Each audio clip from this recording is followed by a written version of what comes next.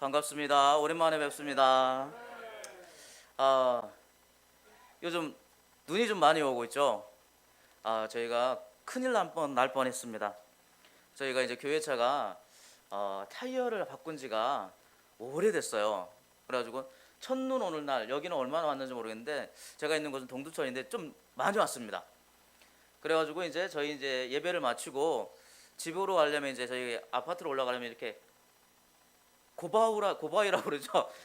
언덕길로 올라가야 돼요. 언덕길로 올라가야 되는데 좌회전해서 올라가야 되는데 좌회전을 하자마자 차가 쓱 붕, 이거 뭔지 아시죠? 앞바퀴가 계속 돌면서 못 올라가는 거예요. 그래가지고 차를 얼른 비상등 켜고 뒤로 후진해가지고 저 아래에다가 평지에다가 세워놓고 올라갔습니다. 이게 차를 운전하는 사람은 가장 싫은 게 눈 오는 날이에요. 눈 오면 운전하기 너무 힘듭니다. 그래서 제가 이제 몇 번 그런 일들을 겪으면서 문득 그런 생각이 드는 거예요. 야, 사람 참 간사하다. 왜냐면 제가 어렸을 때 겨울 되면 눈 오는 걸 그렇게 좋아했어요.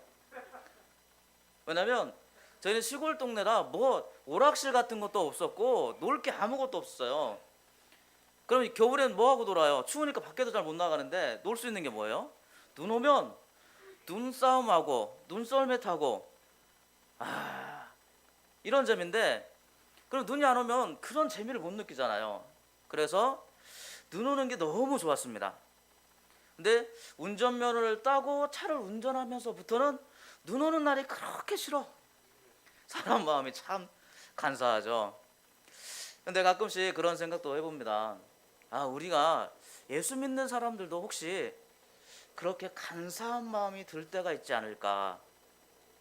제가 이틀 전인가 뉴스를 하나 봤어요. 이게 포털 사이트에 들어가서 뉴스를 보는데 갑자기 거기 기독교 쪽 신문사가 아닌데도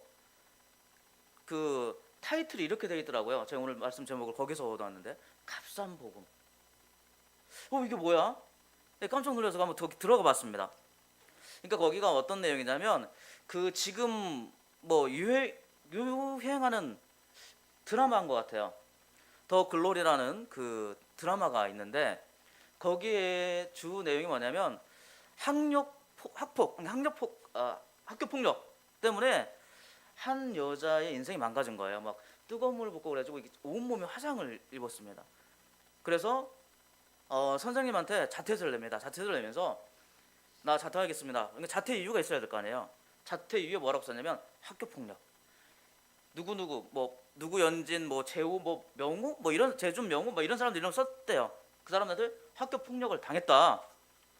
그랬는데 학교 선생님이 그걸 묵살해 버린 거예요. 자퇴는 했고. 그리고 십수년일 동안은 이 복수하기 위해서 이 여자가 험한 세상을 자기 혼자 힘으로 살아오면서 복수하려고 그날을 기다리고 있었던 것이고, 드디어 이제 복수하기 위해서 자기를 괴롭혔던 주된 여자의 딸이 있는 학교에 교사가 되고 담임이 됩니다. 그러면 이제 복수를 하려면 뭐가 필요할까요?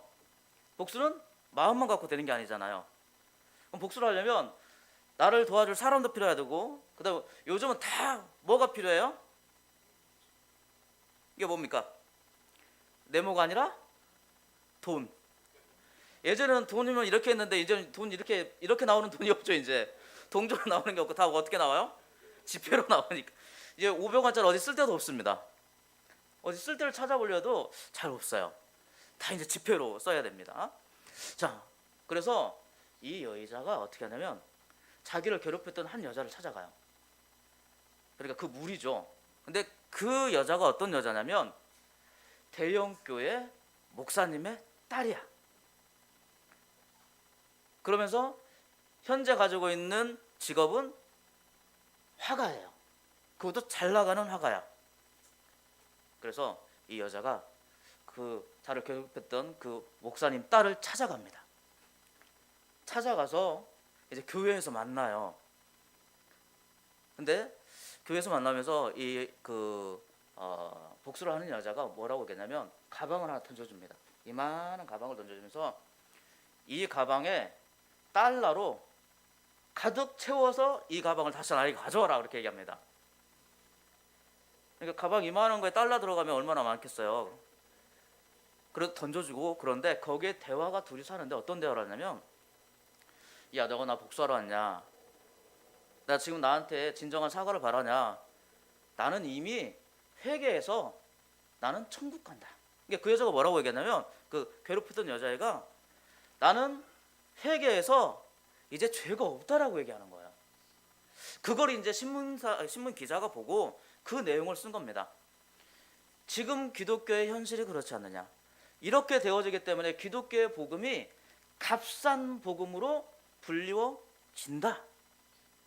근데 복음은 값싼 복음이 없죠. 복음은 다 귀하고 소중하죠. 그런데 값싼 복음으로 불려지는 이유는 무엇입니까? 복음을 값싸게 쓰는 사람이 있는 거예요. 진짜 우리 다 생각해봐요. 정말 이 여인이 학교 폭력을 저질렀던 이 여인이 진짜 회개했다면 자기가 괴롭혔던 여자애를 찾아서 잘못했다고, 미안하다고, 제발 용서해달라고 얘기해야 되죠. 혹시 찾지 못했더라도 자기를 찾아왔잖아요. 그러면 어떻게 해야 돼? 그때 내가 너무 악했다고, 잘못했다고, 내가 하나님 앞에서 얼마나 큰 죄를 짓고 너에게 얼마나 큰 아픔을 줬는지 내가 감히 감당할 수 없다고 얘기해야 되겠죠. 근데 이 여인이 어떻게 하냐면, 야 내가 그렇게 했지만 난 하나님한테 죄 고백해가지고 나는 더 이상 죄가 없으니까 내가 너한테 잘못했다고 얘기할 필요도 없다, 이렇게 표현한 거예요. 여러분, 이게 옳습니까? 잘못됐습니까? 잘못됐죠. 그러니까 이 사람들을 바라보는, 교회의 그런 모습을 바라보는 사람들이 우리가 전하는 법을 어떻게 생각할까요? 복음을, 참 값없이었다, 저 사람이 그렇게 악하고 나쁜 죄를 저질렀고도 하나님한테만 죄 고백하고 용서해 주세요 하고 나면 죄가 모두 사라져 버렸다? 그러니까 나는 더 이상 과거의 죄에 붙잡힐 필요가 없이 난 평안하고 안전한 사람이다.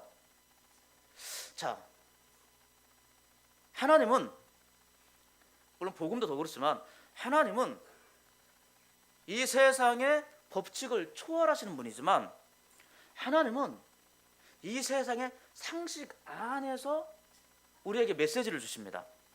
그 얘기는 무슨 얘기입니까? 우리가 전하는 복음의 가치가 세상 상식에 비추어 봐도 값어치가 있다, 의미가 있다라고 받아들일 수 있다는 것입니다. 지금 세상에서 우리의 교회가, 우리가 전하는 복음이 값어치가 없어지게 받아들였다? 라고 하면 하나님의 잘못은 아닙니다. 그리고 세상 사람들의 잘못도 아닙니다. 하나님의 복음이 값어치 있다는 것을 보여주지 못한 누구의 책임일까요? 예수 믿는 자들의 책임이 아닐까 싶습니다. 오늘 성경에 보면 간음하다가 잡힌 여인이 있습니다. 현행범이에요. 근데 여기 여러분 한 가지 의심을, 왜 그럴까라고 생각해 본 적 있으신가 모르겠어요. 여기에는 간음했어요. 간음하던 여인이죠. 현장범이잖아요. 간음은 근데 혼자 하나요? 상대편이 있어야죠. 남자가 있어야 되는 거잖아요. 여자 간음하려면. 이 간음이라는 것은 결국 이 남자와 이 여자가 정상적인 부부관계가 아니란 뜻이지 않습니까? 그러면 누구도 잡혀와야 돼? 남자도 잡혀와야 돼? 남자는 없어. 그러니까 당시의 전통이나 율법에 보면 이 간음이나 이런 부분들에 대해서는 여성에게 그 죄책을 많이 줬어요. 남자는 대개 두 가지 중에 하나야. 결혼했으면, 그러니까 유부남이었으면 그야 상당한 그 양이나 이런 것들을 갚아주면 되고, 결혼을 안 했으면 그 여자를 데려와다가 살면 돼요. 근데 여자는 그런 게 없어. 무조건 정죄야. 간음했다라고 하면 크게 네 가지의 경우라고 생각해 볼 수가 있습니다. 첫 번째는 불륜. 아내가 있고 남편이 있는 자들이, 또는 남편 있고 아내가 있는 자가 부인 있고 부인 없는 그 사람들과도 저지를 수 있죠. 불륜이 있습니다. 두 번째 또 뭐가 있을까요? 성매매. 이게 여인이 대가를 받고 자기의 성을 파는 것, 이 성매매가 있겠죠. 세 번째 또 뭐가 있을까요?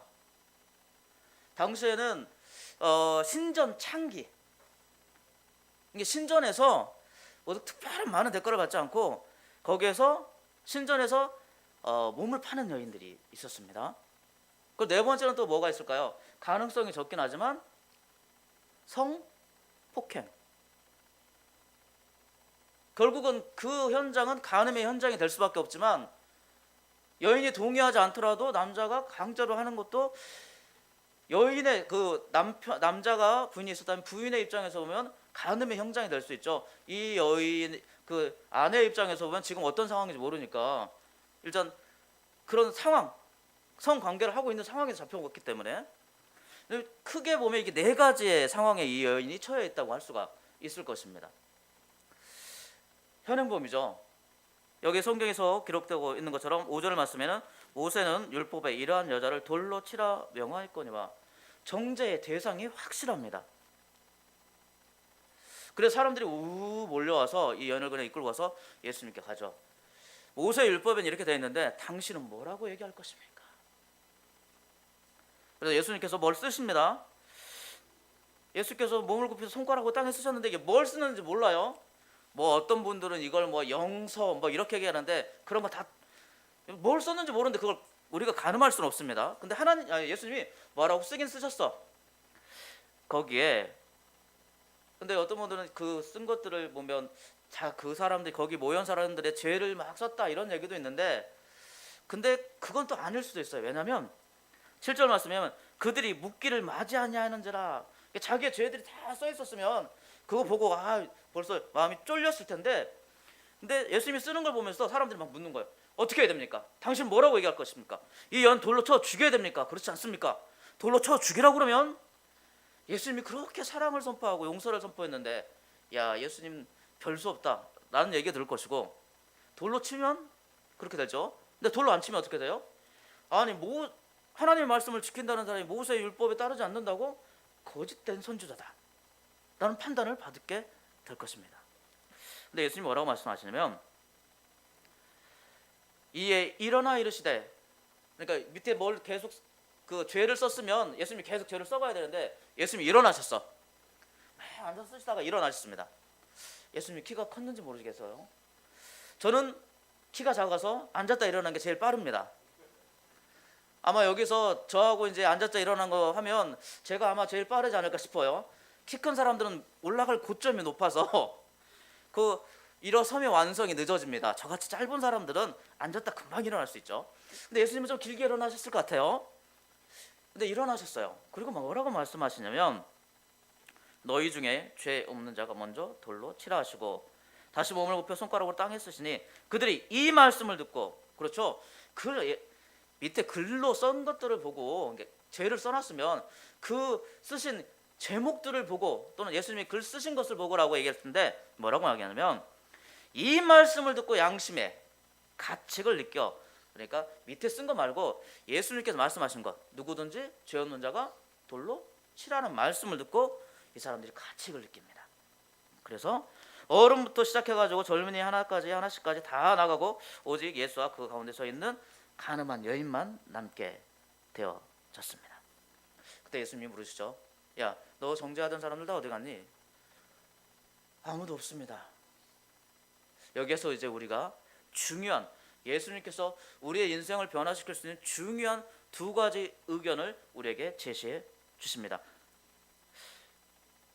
11절 말씀 볼까요? 나도 너를 정죄하지 아니하노니 가서 너희는 죄를 가서 다시는 죄를 범죄하지 말라 하시니라. 오늘 예수님께서 두 가지를 선포해 주셨습니다. 하나는 우리가 할 수 없는 것이고 하나는 우리가 해야 되는 것을 선포해 주셨습니다. 우리가 너무나 당연하게도 잘 알고 있는 것처럼 첫 번째 선포해 주신 내용은 뭐예요? 나도 너를 정죄하지 않는다. 이것은 뭐예요? 용서의 선포죠. 용서는 우리가 할 수 없는 일입니다. 내가 가지고 있는 죄를 내가 용서받았습니다 라고 얘기할 수 없어요. 내가 나를 용서하노라 할 수 없는 거예요. 용서는 누구만 하실 수 있어요? 하나님만 하실 수 있죠. 오직 예수님만이 그 능력으로 우리에게 용서를 선포해 주실 수 있습니다. 아무도 못해. 근데 예수님께서 거기서 멈추지 않으십니다. 다른 데 보면 예를 들어서 열 문둥병자들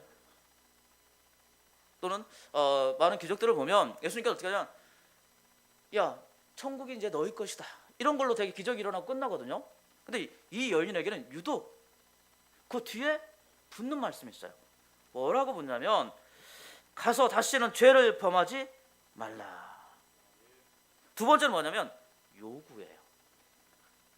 앞부분이 용서라면 두 번째는 요구입니다. 주님께서 해 주실 것을 우리에게 해 주셨어요. 정당하게. 그리고 예수님께서 그 대가를 우리에게 요구하십니다. 자, 우리가 생각해 봐야 될 부분은 이것입니다. 우리가 6절 말씀 한번 볼까요? 그들이 이렇게 말하면 고발할 조건을 얻기. 죄송합니다. 제가 여기 오다가 안경이 부러져 가지고 지금 새 안경을 했어요.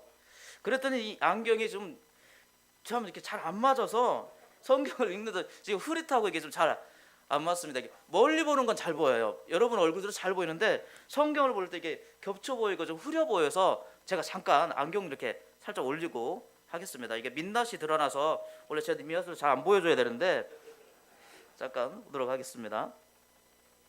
자, 우리가 여기에서 말씀하실 것은 첫 번째는 5절 말씀에 모세는 율법에 이러한 여자를 돌로 치라 명하였거니와. 그러면 이 여인에 대해서 첫 번째 조건은 뭐냐면 이 여인이 정죄의 대상으로 쓰임받고 있다는 것입니다. 정죄의 대상이에요. 그래서 예수님께서는 나도 너를 정죄하지 아니한다라고 해서 용서를 선포해 주십니다. 그런데 이 여인의 두 번째 쓰임이 있어요. 두 번째 쓰임은 6절의 말씀입니다. 6절에 이렇게 되어 있죠. 그들이 이렇게 말하면 고발할 조건을 얻고자.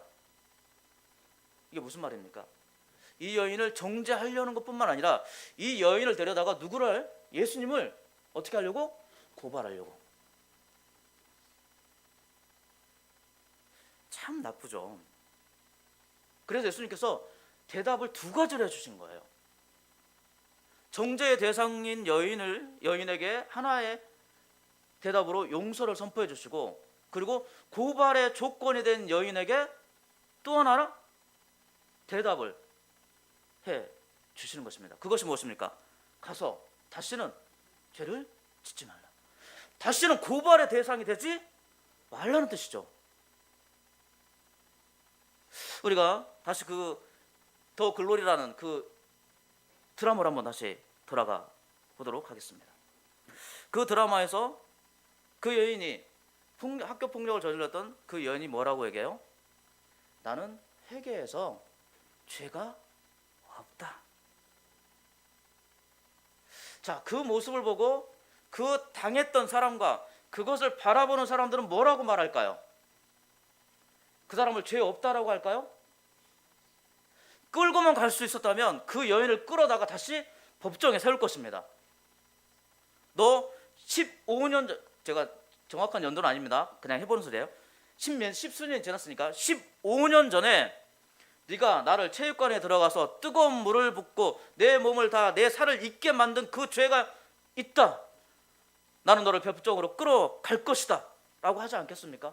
그럼 그것을 본 사람들도 어떻게 할까요? 제가 그 드라마를 봤다면 저는 그렇게 얘기할 거예요. 너의 죄는 아직 용서받지 못했다. 자, 여기서 우리는 생각을 해봐야 됩니다. 그 여인이 받았던 그 용서, 그 복음, 그 회개의 능력이 정말 값어치 있게 그 여인에게 쓰임 받았는가?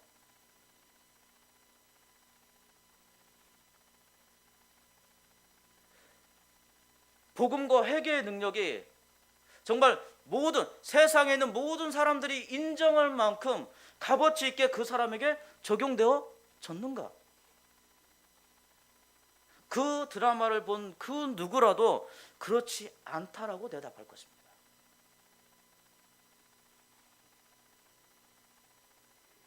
제가 또 안경을 좀 벗어야 되겠네요. 우린 그걸 생각해 봐야 됩니다. 자신만의 복음,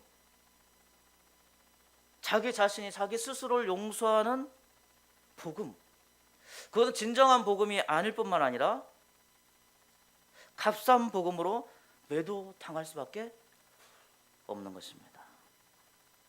오늘 우리가 생각해 봐야 될 것은 그것입니다. 나도 예수 믿는 사람이고, 나도 다른 이들 앞에 서서 예수께 나아간 자의 복음을 전파해야 되는 자입니다. 근데 오늘 저와 여러분들이 이렇게 가슴에 손을 얹고 우리 한번 생각을 해 봅시다. 혹시 나는 세상에 또는 내 주변 사람들에게 고발거리가 되지 않았는가? 다른 사람들이 내가 믿는 예수를 보고 저 사람은 값싼 복음을 받은 사람이다 라고 말하지 않겠는가? 우리는 여기에 아닙니다, 나는 값싼 복음을 누리는 자가 아닙니다라고 고백할 수 있어야 됩니다. 예수님께서 오늘 두 가지의 문제에 봉착한 부분이었죠. 첫 번째는 정죄의 부분이었죠. 이건 우리가 어떻게 할 수가 없습니다. 이건 예수님만이 해주셔야 되는 거예요. 근데 이 여인을 고발하는 사건 속에서 두 번째로는 예수님께서 그 고발당하는 여인에게 예수님을 힘들게 만들고 그 여인을 고발하게 만드는 사람들에게 예수님이 그 여인을 통해서 이렇게 이야기하고 있는 것입니다. 고발거리가 되지 않도록 하라. 저와 여러분들은 모두 예수님을 믿고 예수 그리스도의 십자가의 보혈로서 구원받은 자인 줄 믿습니다. 이전의 모든 죄는 사라진 줄 믿습니다. 그러면 어떻게 해야 될까요? 죄 용서를 받고 구원을 받았다면 그 대가를 치르는 자가 되어야 되지 않겠습니까? 어떻게? 값지게. 드라마에 나오는 여인처럼 복음을 값싸게 만드는 것이 아니라 내가 절어가는 복음이, 내가 가지고 있는 복음이, 내가 누리는 복음이 이 세상 그 어떤 것보다 더 값진 복음이라는 것을 이 땅의 사람들에게 드러낼 뿐만 아니라 인정받아야 되지 않겠습니까? 그러려면 어떻게 해야 돼요? 그러려면 내가 그 전에 있었던 죄의 모습을 다 끊어내야 돼요. 오늘 예수님께서 좀 잔인한 말씀을 하셨습니다. 실제로는 잔인한 얘기가 아니지만 그 여인에게는 때로는 잔인한 말이 될 수 있는 말씀을 해주셨어요. 뭐라고 말씀하셨어요? 가서. 야, 이게 저는 이 말씀을 들으면서 내가 이 상태에서는 정말 이 말씀이 내 안에서는 잔인했을 것 같아요. 자, 정죄, 내가 너를 정죄하지 않노라 라고 얘기했어요. 그러면 만약 예수님이 그러니 너는 나를 따라서 나와 함께 다니자라고 했으면 마음이 기쁘고 행복하고 야, 이제 모든 건 끝났어 라고 얘기할 수 있을 것 같아요. 근데 여러분, 이 여인이 가야 되는 곳은 어디입니까? 이 여인이 다시 돌아가야 될 자리는 어디예요? 예수님 말씀하셔서 가야 돼요. 어딜 가야 돼요? 변하지 않는 자기 삶의 환경으로 돌아가야 됩니다. 몸을 팔지 않으면 안 될 상황이 돌아갈 수도 있고, 불륜을 저지르지 않으면 안 되는 상황이 돌아갈 수도 있는 그 상황으로 다시 돌아가야 되는 거예요. 지금 간음 현장에서 잡힌 지 1시간도 안 지났을 거예요. 그러면 우리는 어떻게 할까요? 정말 예수님이 좋으신 분이니까 그래, 다시 돌아가면 너 다시 죄 지을 수 있는 상황이 돌아가 되니까 너는 죄 짓지 말고 나랑 같이 다니자 하면 얼마나 좋아. 여러분 그렇지 않겠어요? 매 맞는 자리로 다시 돌아가라. 돌아가고 싶은 마음이 있겠습니까? 다시 돈을 다 빼앗긴 자리로 돌아가라. 돌아가고 싶은 마음이 있겠어요? 다시 깨어진 가정으로 돌아가라. 돌아가고 싶겠습니까? 근데 예수님 말씀하세요. 가서. 이 여인이 갈 곳은 어디예요? 자기가 살던 삶의 현장이잖아요. 정죄받지 않았다고 해서 이 여인이 지금 살고 있는 삶이 하나도 변한 게 없어요. 여전히 예수님은 정죄하셨지만 정죄를 하지 않으시고 용서해 주시지만 다시 그 자리에 돌아가면 그 여인을 보는 사람들의 눈은 어떨까요? 가늠하다 잡혔던 사람이야. 누구랑 가늠했던 여인이야. 몸 팔았던 여인이래. 불륜을 저질렀던 여인이래. 대놓고 욕하지 못해도 뒤에서는 손가락질할 사람들이 많을 것입니다. 그렇게만 할까요? 참 못돼서 이 여인이 몸을 팔았던 여인이기 때문에 그전에는 이 여인이 몸을 파는 걸 몰랐기 때문에 그냥 가만히 있던 나쁜 놈들이 이 여인이 몸을 팔던 여인인 걸 알았기 때문에 다시 대가를 치르고 가서 그 여인에게 몸을 팔라고 요구할 수도 있는 상황인 거예요.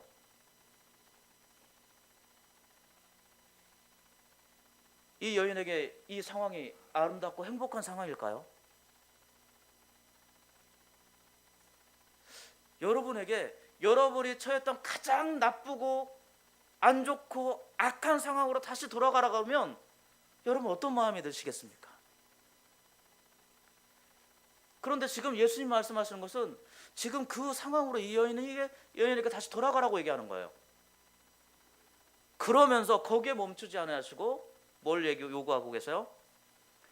네가 죄 지을 수밖에 없던 그 상황의 자리로 다시 돌아가서 그 다음에는 어떻게 하라? 다시는 죄를 짓지 말라. 다시 죄를 범하지 말라고 얘기합니다. 삶의 환경이 변한 게 아무것도 없어요. 그 여인이 뭔가 힘내서 그 삶을 변화시킬 수 있는 조건들이 새로 생겨난 것들이 아무것도 없습니다. 잔인한가요? 저는 처음에 느끼기에 이 말씀이 얼마나 잔인한 말씀인가. 내가 견딜 수 없는 상황으로 다시 나를 밀어넣는다면, 다시 돌아간다면 나는 정말 그것이 가슴 아프고 힘들 것 같아요. 예를 들자면 저희 어머니가 뇌졸중으로 쓰러지셔서 돌아가셨는데 제가 어머니를 모시고 병원에 갔어요. 근데 어머니가 병원에서 잠깐 깨어나셨다가 시술 받으러 들어가셨다가 그 다음에 못 깨어나셨어요. 저는 그 상황으로 다시 저를 밀어넣는다면 정말 못 견딜 것 같아요. 그 어머니의 돌아가시는 상황 속에서 내가 이렇게 했으면 어땠을까? 저렇게 했으면 어땠을까? 그때 시술을 좀 더 이쪽까지는 했는데 머리 앞쪽까지 해야 된다고 그랬을 때 멈췄으면 어땠을까? 그런 것을 다시 결정하고 판단해야 되는 상황으로 돌아간다면 너무 힘들 것 같아요. 왜냐하면 그 제 판단이 결국은 어머니의 생명을 잃게 만들지 않았을까 하는 죄책감을 또 느껴야 될 수도 있으니까. 오늘 예수님 말씀하신 부분을 우리가 기억해야 돼요. 가서 네 삶의 자리로 다시 돌아가. 아무것도 변하지 않았지만 이제는 네가 뭘 해야 된다? 죄를 지었던 모습을 벗어버리고 다시는 범죄하지 않아야 된다. 그래야 어떻게 할 수 있는 거예요? 고발거리가 안 되는 거예요. 그래야 예수님의 용서가 더 값어치가 있어지는 겁니다. 우리는 이 복음뿐만 아니라 우리 삶의 모든 환경 속에서 이 원칙을 기억해야 됩니다. 내가 조금이라도 호의를 베풀어준 사람이 있다면 그 사람의 호의가 값어치가 없어지도록 만들면 안 돼요. 무슨 말인지 이해하시죠? 나에게 조금이라도 나를 섬겨주고 나를 좋게 해주고 나에게 무엇인가 베풀어준 사람의 호의가 있었다면 그 호의가 값어치 없게 만들면 안 돼요. 예전에 저희 동네에 참 술 좋아하시는 어르신이 계셨습니다. 물론 예전엔 다 어르신들이 술 많이 좋아하셨어요. 근데 이분은 워낙 좋아하셨기 때문에 가을 거지 끝나고 그러면 술 드셔가지고 봄 이제 농사 지을 때까지 계속 술 드시는 분이에요.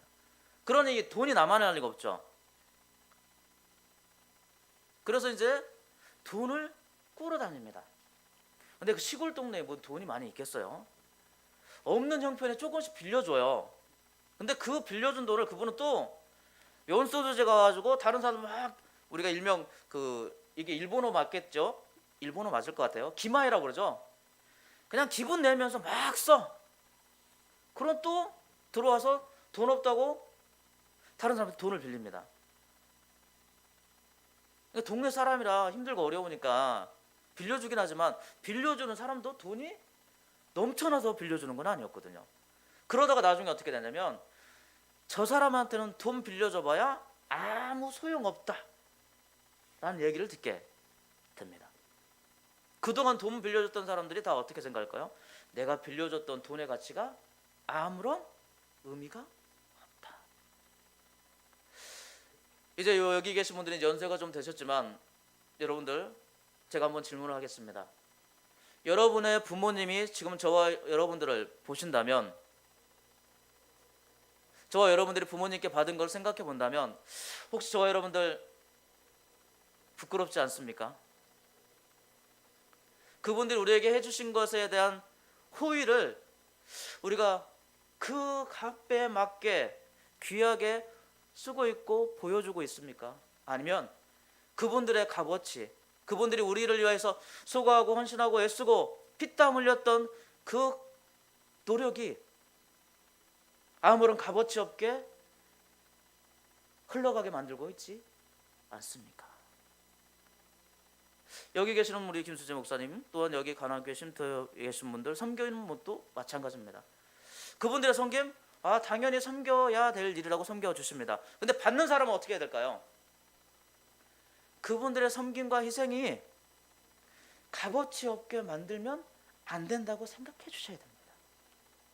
반대로 우리 목사님들도 마찬가지고 교회 중직들도 성도님들이 섬겨주시고 하시는 부분들이, 그분들의 섬김이 값어치 없어지지 않도록 그 목회나 섬김이나 이런 모든 일들에 또 최선을 다해야 되는 것도 맞습니다.